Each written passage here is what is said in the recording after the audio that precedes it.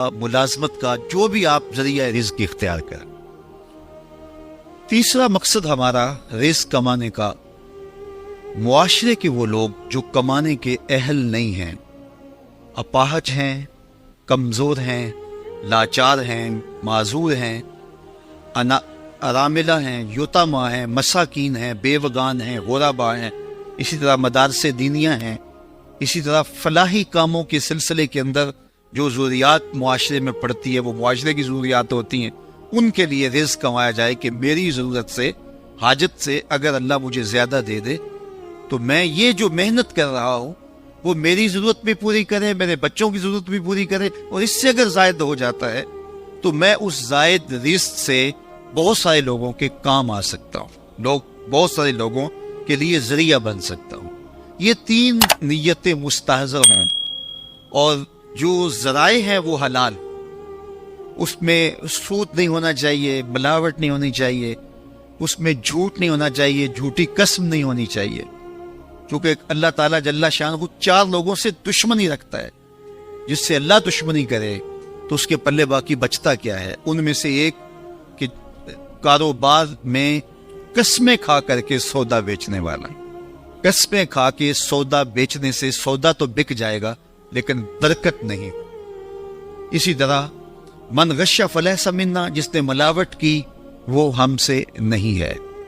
تیسری بات کہ اس میں جھوٹ نہ بولے بلکہ اس میں سچی بات کہے، اور چوتھی بات اور جو بنیادی ہے کہ آپ کے کاروبار کے اندر سود کی کسی صورت میں بھی آمیزش نہیں ہونی چاہیے۔ سود کے بہت رنگ ہیں، مختلف طرح کے سود ہیں۔ اللہ کے محبوب نے ایک مقام پہ فرمایا کہ سود کے 70 درجے ہیں، 70 صورتیں ہیں، اور سب سے جو نچلا درجہ ہے سود کا، اس سود کا 1 درہم لینا، 1 درہم سکی ماں سے بدکاری کرنے کے مترادف۔ اب آپ یہ اندازہ کیجئے، یہ حضرت ابو ہریرہ رضی اللہ تعالیٰ عنہ کی مرویات سے ہے، اور پھر اس سے جو بے برکتی نحوست کاروبار کے اندر آئے گی تو کچھ باقی نہیں بچے گا، اگرچہ وہ دیر کے ساتھ پہنچے گی لیکن وہ کاروبار اپنے منطقی انجام تک ضرور پہنچے گا۔ اور سب سے بڑی بات یہ ہے کہ سود تمہارا باطن کھا جائے گا، سود تمہارے اندر کو لوٹ لے گا، تمہارے رب کی ناراضگی کا سبب۔ اللہ تعالیٰ جل شانہ نے قرآن مجید میں بہت ساری باتوں سے میں منع کیا کہ یہ کام تم نے نہیں کرنے ہیں، حکم دیا کہ یہ کام نہیں کر، اس کی حکمتیں بھی بیان۔ مثال کے طور پہ شراب کی حکمت ہے، تو شراب پینے سے تحور بھی پیدا ہوتا ہے اور بہت ساری چیزیں ملتی ہیں، لیکن کہا کہ اس کے نقصان بھی ہیں۔ وَإِسْمُهُمَا أَكْبَرُ مِن نَفْعِهِمَا، اس کی برائیاں اور اس کے نقصان جو ہیں، اس کے جو منافع ہیں اس سے زیادہ ہے۔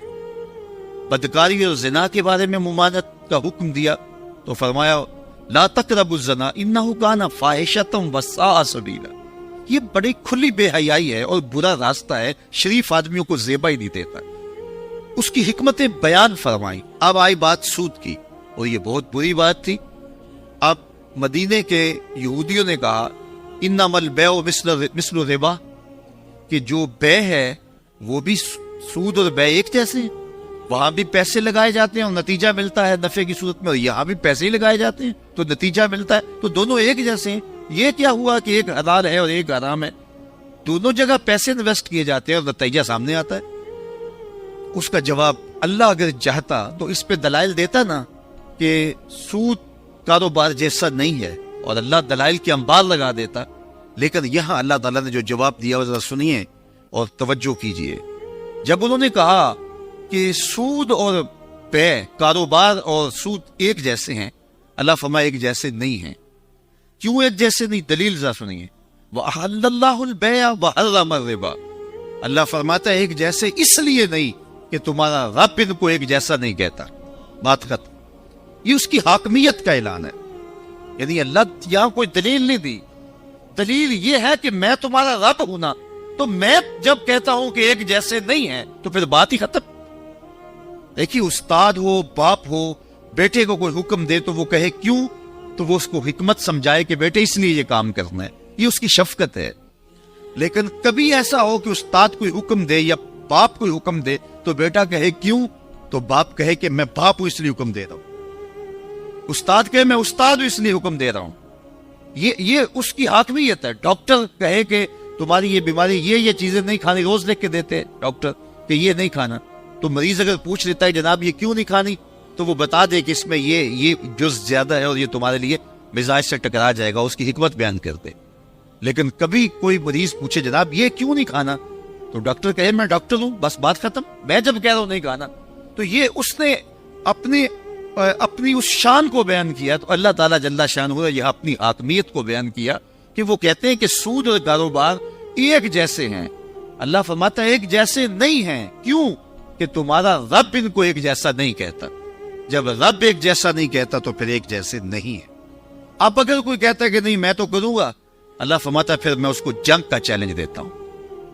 بہت سارے امور ہیں، غلطیاں ہیں، لیکن اللہ نے کسی کو جنگ کا چیلنج نہیں دیا ہے. پورا قرآن اٹھا لیجیے، صرف ایک سود خور ہے جس کو اس نے جنگ کا چیلنج دیا. اور اللہ جس کو جنگ کا چیلنج دیتا ہے پھر اللہ کی خفیہ تدبیر اس کو جکڑ لیتی، اور پھر وہ ایک وقت آگے کہتا ہے، پھر اتنا روتا ہے چیختا لیکن کوئی حل نہیں ہوتا. تو اللہ کی خفیہ تدبیر سے بچنے کے لیے ذرائع بھی حلال ہوں اور نیات بھی جو ہے اہداف بھی یہ ہوں. لیکن اگر ہدف یہ ہو گیا کہ میرے پاس دولت زیادہ ہوگی تو میں عیش و عشرت کروں گا، تو یا یہ نیت ہوئی کہ میرے پاس دولت ہوئی تو میں اپنے خاندان برادری، ہمارے پنجاب میں کہتے ہیں شریکہ، اس میں بڑا نمایاں ہو جاؤں گا، ان پر تفاخر کروں گا. یہ اگر مقاصد ہو جائے تو حلال ذرائع سے کمایا ہوا رزق حلال تو ہوگا، وہ حرام نہیں ہوگا، لیکن وہ باطن کو اجاڑ دے گا اور وہ وبال بنے گا اور وہ مال مصیبت بنے گا اور وہ آخرت کے نقصان کا سبب بنے گا. بتدریج وہ دین سے دور ہٹا دے گا اور وہ پکا دنیا دار بنا دے گا. تو اس لیے ہمیں ان 3 اہداف کے علاوہ چوتھا کوئی ہدف نہیں طے کرنا چاہیے. پہلا ہدف اپنے آپ کو سوال سے بچانا، دوسرا ہدف کہ اپنے بچوں کی اور اپنے ماتحت جن کی کفالت ہمارے ذمے ہے ان کی صحیح کفالت کرو.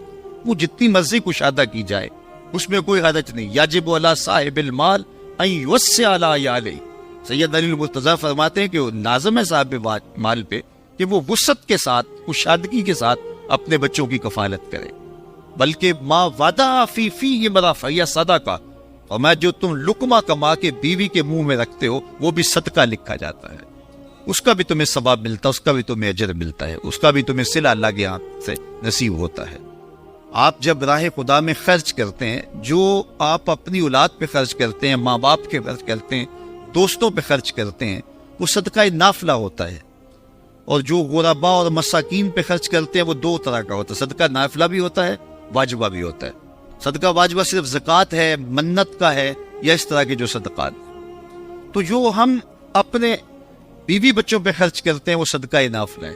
اور صدقہ نافلہ میں یہ بہترین صدقہ ہے کہ آپ اپنے بچوں پہ خرچ کریں، ان کو کشادگی دیں، ان کو وسعت دیں، ان کی ضروریات کو پورا کریں، اور یہ اللہ کے نزدیک تمہارے لیے اجر کا سبب ہے. اور اپنی بیوی کو تم جب جو ہے وہ نوازتے ہو، دیتے ہو، وہ خوش ہوتی ہے، تو اس کی خوشی تمہارے لیے اللہ کی رحمتیں لاتی. اس کا کچھ لوگ جو ہے وہ باقی لوگوں کو تو بہت خوش رکھتے ہیں، لیکن گھر کے کفاف کے اندر جو ہے وہ ذرا گھٹن رکھتے ہیں، کشادگی نہیں کرتے، اور گھر کے ماحول کے اندر گھٹن ہوتی ہے. تو اس گھٹن کی وجہ سے اللہ تعالیٰ کی رحمتیں ان سے روٹتی ہیں. اس لیے گھر میں کشادگی پیدا کرنے کا حکم ہے. اور تیسری نیت وہی میں نے بتائی کہ اللہ اگر زیادہ دے، ضرورت سے زیادہ.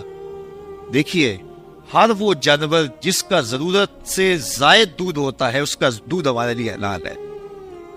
بھینس کا دودھ ہے وہ اوروں کے لیے حلال ہے، گائے کا دودھ. اور جس جانور کا دودھ اس کی ضرورت سے زیادہ نہیں ہوتا، بمشکل اس کے بچے پیتے ہیں، تو وہ ہمارے لیے حلال نہیں رکھا گیا. تو جس کو اس کی ضرورت سے زیادہ دے، جو مالدار ہیں وہ تو اجر میں ہم سے بڑھ گئے اور ہم بہت پیچھے رہ گئے، انہیں حسرت ہوئی. آقا کریم علیہ الصلوۃ والسلام نے غلام آزاد کرنے کی ترغیب دی، تو سب سے زیادہ غلام آزاد کیے تھے حضرت عبد الرحمن بن عوف رضی اللہ تعالیٰ عنہ. 1 2 4 10 غلام نہیں، انہوں نے اپنی زندگی میں 30,000 غلام آزاد کیے. بالکل زیرو سے شروع ہوئے تھے، زیرو سے. جب مکہ سے ہجرت کر کے مدینہ آئے تو حضور نے مواقعات قائم کی. ایک انصاری کو اور ایک مہاجر کو جوڑ دیا، کہ یہ تمہارا بھائی ہے، اس کو تم نے سٹینڈ کرنا، کھڑا کرنا. تو انہوں نے آدھے مال دے دیے. لیکن حضرت عبد الرحمن بن عوف کا جو انصاری بھائی تھا اس نے کہا جناب میں کیا پیش کر سکتا ہوں؟ اس نے کہا میرے بھائی تو مجھے بازار کا رستہ دکھا دے، اگلا کام میں جانوں، میرا کام ہے۔ تو جو ہاتھ سے کام کرنے والے ہوتے ہیں، محنتی ہوتے ہیں، اللہ تعالیٰ انہیں سرفرو کرتا ہے۔ تو عبد الرحمن بن عوف رضی اللہ تعالیٰ عنہ کو وہ بازار لے گئے اور بازار کی نوعیت سمجھا دی کہ اس وقت منڈی میں یہ تیز ہے اور یہ کمزور ہے اور یہاں کے حالات اور مزاج یہ ہے۔